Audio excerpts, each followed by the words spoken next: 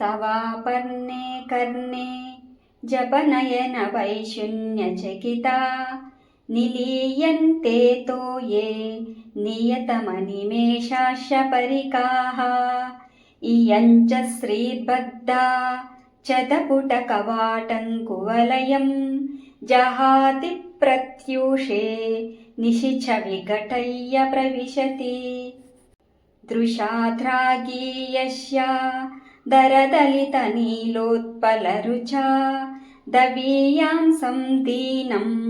स्नपय कृपया मामपि शिवे अनेनायं धन्यो भवति न च ते हानिर्यता वने वा हर्मे वा समकरनिपातो हि मकरः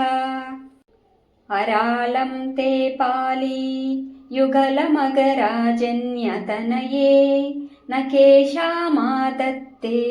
कुसुमशरकोदण्डकुतुकम् तिरस्सीनो यत्र श्रवणपथमुल्लङ्घ्य अपाङ्गव्यासङ्गो दिशति शरसन्धानदिशनाम् स्फुरद्गण्डभोगा प्रतिफलितताटङ्कयुगलं चतुश्चक्रं मन्ये तव मुखमिदं मन्मथरथं यमारुह्य द्रुह्यात्यवनिरथमर्केन्दुचरणं महावीरो मारः प्रमथपतये सज्जितवते सरस्वत्या सूक्ति रमृतलहरी कौशलहरीः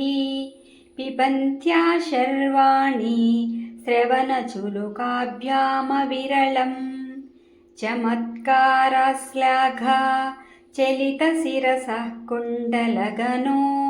जनत्कारैस्तारैः प्रतिवचनमाचष्ट इव ते।